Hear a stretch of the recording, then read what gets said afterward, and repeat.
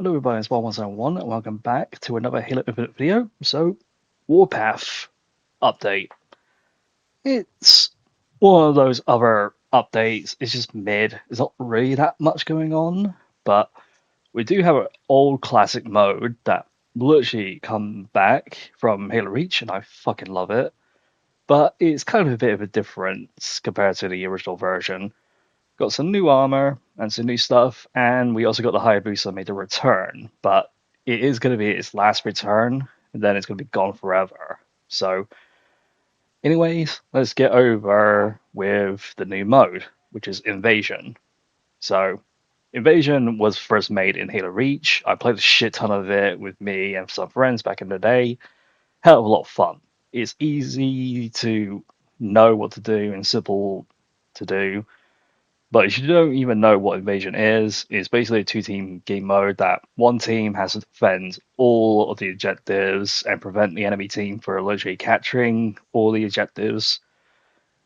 So it's basically simple as that. And the Invasion team, which is going to be the Vanished, they had to capture and hold two objectives, and then they had to capture the core, which is going to be the final objective, and get to the LZ, and then that's it, they win. That's basically really it. So some of the objectives is going to be like capturing a hold, others will be delivering a bomb to a specific location and wait for it to detonate, and then lastly, just get the core and just deliver it to the point. But obviously the core doesn't really exist in Halo Infinite, so it's basically replaced with the flag. That's basically it. So, obviously, you also get a spawn buddy as well, just like in the original, and also the loadouts as well. So you can spawn with, like the pistol or assault rifle, anything else like that, and some abilities. And you can also select your own spawn points, and you can spawn with your buddies. But there's like one thing that I do have to discuss about one issue is if you try to spawn on your buddy, even though your buddy's already dead, the game would break. The game would just break. You wouldn't be able to spawn in, which is kind of a bit of an issue. So I tried to spawn to a regular location, and it just wouldn't allow me. So that is one issue. But overall, the mode is just pretty easy, pretty basic, pretty simple to do. And brought back some two new classic maps and some new ones as well. But obviously they're forged maps, so it's kind of a negative thing, but at least it still has a faithful remake of the original versions, and also some new ones. But I haven't played the new maps yet, but I'll definitely give them a shot. But yeah, Invasion mode is alright. So next, let's go to the Battle Pass itself. Okay, so the Battle Pass, you get, once again, another 2 free bonus items. You spend 500 credits, and you get a Commando weapon model. And it does have a bayonet, which sadly you can't really use it. It's just literally a prop, unlike Halo 5 Guardians. It could have been a lot better, but still, at least I like the design of it. It looks pretty cool, and I do love the red dot sign as well. You also get a weapon coating as well, with a nice gold, platinum, silverish, and a bit of a wood type of style.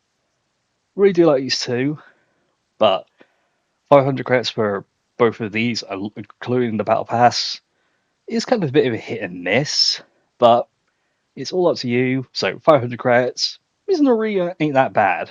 So onto the actual Battle Pass, you get the backdrop with the crossed swords, This actually kind of confused me for a second because I thought it was like an emblem, but it wasn't. You get knee pads for the Mark IV, not bad. Get a chest piece. Mm, don't really think that suits very well on the Mark IV, but hey, it's alright. Get a coating for your armor. It's not bad. It's just literally just like a platinum color with big gold trims on it. Really ain't that special, but still, you want to look pretty cool, then it's up to you. Shoulder pads are cross core. Not a huge fan of the shoulder pads, to be honest. They're not that great. And plus, putting it on the Mark IV looks a bit odd. And last but not least, the Lancer helmet. Pretty do like it if you want to play as a knight, and it does come with its helmet attachment. So, yeah, they're all free. You can still get all these free. You don't need to spend a dime. But if you want to grind the whole battle pass at your own pace, obviously you got to cough up by like 500 credits. That's it. So it's kind of a bit hit and miss, but at the end of the day, it's up to you if you actually want to get it, because next week is going to be your final chance to actually get the battle pass or complete it, because once it's gone forever. Unless you paid for it, it will still be with you. So let's move on to the exchange. Okay, so at exchange, we got a higher booster again. Once again, this is going to be his last chance to be available. So 40,000 Spartan points. Still too expensive for just a helmet, and along with his helmet attachment, it's going to cost way too much. But if you don't like grinding to fucking get it, you can always just buy real money just to get the helmet, which I kind of honestly do recommend just to make it a bit easier for you. Also, we've got something interesting, which is the bundle that is literally available to actually get. Kind of a bit interesting that we could just buy a bundle without spending actual money, which is pretty interesting. Because when I saw this for the first time, I thought it was like a bug. Turned out it wasn't. But yeah, so you get the scanner helmet, the most iconic helmet from Halo 4 and 5, and you also get the recruit armor pieces from Halo 4 and 5, like I said. But yeah, it just looks pretty cool. And also with the coating, like you just literally a wooden Spartan with gold trims, that looks actually pretty cool. So I can't exactly remember how much this actually costs in like the exchange, but it's up to you if you actually want to spend real money to get this or grind for it. So that's actually pretty interesting. And I did see and hear that people are being actually a bit positive for this to actually happen, because it was a bit unexpected. But yeah, the scanner bundle is up to you if you want to spend real money on it or get it for free in the exchange. So next, we got the EOD Gen 1 armor set finally be available for the exchange. So you didn't have the chance to get the legacy battle pass. It's available for you right now. So yeah, I do love the EOD Gen 1. Looks so good. So we got some new armor pieces. So we got the Lancer belt, which is pretty cool. Not gonna lie, and it does works only available for the Mark IV. And we got a wrist, once again available for the Mark IV. For some reason, it doesn't want to work for me, so I had to literally leave and then just come back, and then it just pops in. It's not bad. It does fit a bit well.